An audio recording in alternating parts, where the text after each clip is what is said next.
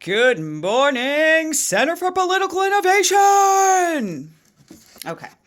Um, I wanted to tell you guys about something. Sorry, my name's Rachel. Hello. Um, so,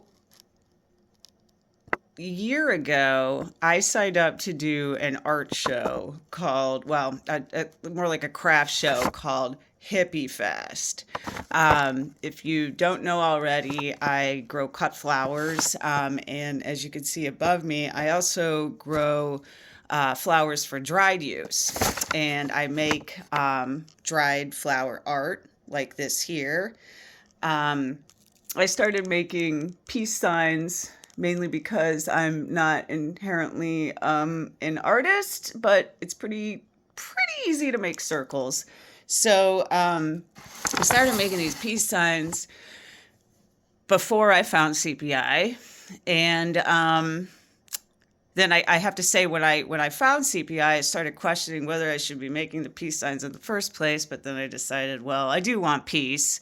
Although I'm kind of the perspective that sometimes you do have to fight for that. But I wanted to tell you about this show I did called Hippie Fest. And I did it last fall. And it brought something to my mind that I never realized before. So I signed up for Hippie Fest thinking, oh, this will be perfect because I do these peace signs, and it'll be such a cool show. Well, we did the show. It wasn't great. It was just like, it was an overly commercialized, hippie themed, just pathetic attempt at, I don't know, showcasing hippie-ness. But it got me thinking, like, I said to myself after the show, like, well, that wasn't hippie at all, you know. But then it's like it got me thinking, like, well, what was I expecting? Like, was I just expecting there to be, like, only people in skirts and Birkenstocks, and people openly smoking in Georgia? What exactly was I expecting?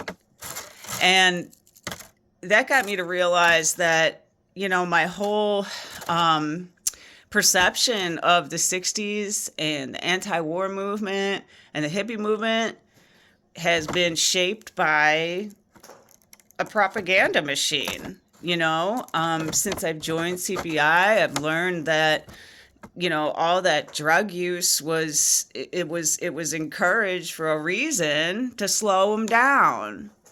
To get people off track, So I just think it's interesting because we don't question these things, these like big things about our culture, that when you really start thinking about it, it's like, well, what exactly is that about?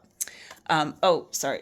Chairman O'Malley says hi. She was just trying to lick some glue, so I grabbed her.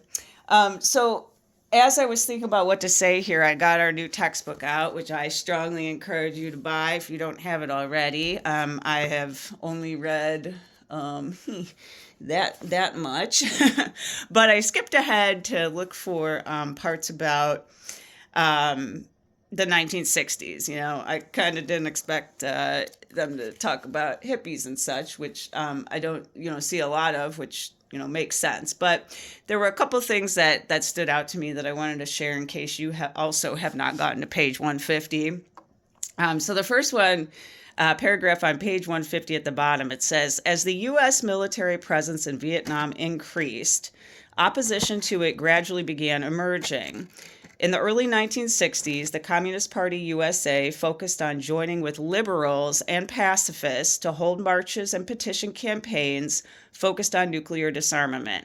Ban the Bomb was the slogan of the Committee for a Sane Nuclear Policy, or SANE, an organization that favored de-escalating the arms race, that was funded by Harlem's Riverside Church, the Rockefeller family, and various liberal think tanks. That's interesting. The Communist Party joined with Ban the Bomb and SANE to hold peace parades in New York City that often featured speeches by local elected officials and clergy. Often the officials and community leaders who spoke were not at all opposed to U.S. intervention in Vietnam, but gave vague speeches about the need to negotiate with Moscow and how dangerous the militaristic Republicans were. This is in the 1960s. If you zoned out partly or in the beginning, I'm talking about the 1960s, not about 2024. Another cool quote is later in the same chapter, talks about Andy Stapp, who was a young American GI who formed an organization called, the American Servicemen's Union. And he published a newspaper called The Bond that was directed at U.S. military personnel, and it basically tried to educate the personnel on their ability to make a choice about whether they wanted to go kill people in Vietnam. But what I really liked about this section was the quote from Andy Stapp. He said this during an interview with Esquire magazine. And he said, "It is the position of the Union that the war in Vietnam is an imperialist war. The war is part of the global plan of U.S. big business, which since 1898 has been trying to dominate the Pacific base, obtain raw materials and cheap labor, and sell U.S. goods. The Vietnam War is just an extension of World War II, which was an imperialist war between the U.S. imperialists and the Japanese imperialists in the Pacific over who was going to conquer China. The Vietnam War is just part of this, as was the Korean War. The consciousness of the GIs in the Union isn't always so uniform as what I've just said. Of course, we feel that it's an imperialist war, but the Union is not a political party. Right now, it's about 6,000 guys who have banded together to fight against being sent to Vietnam. Naturally, their motives are extremely varied. Some of the GIs believe that the war is imperialist and support the National Liberation Front. Many others feel that the war doesn't accomplish anything, as they'd say. It's a waste and the Vietnamese are getting hurt, and that's very bad, and the GIs don't benefit from it. And then other guys simply don't want to go there and get their ass shot off. We don't require the guys to have an anti-imperialist perspective to join the ASU. We merely require that they be in opposition to the war. Then we try to educate them through the Bond, the Union newspaper, about how the war is imperialist. So more good stuff in this section, but I really like how this Andy Stapp guy looked at organizing, because, it's like, don't make such high expectations of the people, like, let's unify on what we agree on. And, we don't have to agree on everything to get a job done. I think that that's one thing that has held back a lot of progress, and a lot of activism in the U.S. lately. Is that there's this feeling like we have to agree on everything. We don't. We're anti-imperialists.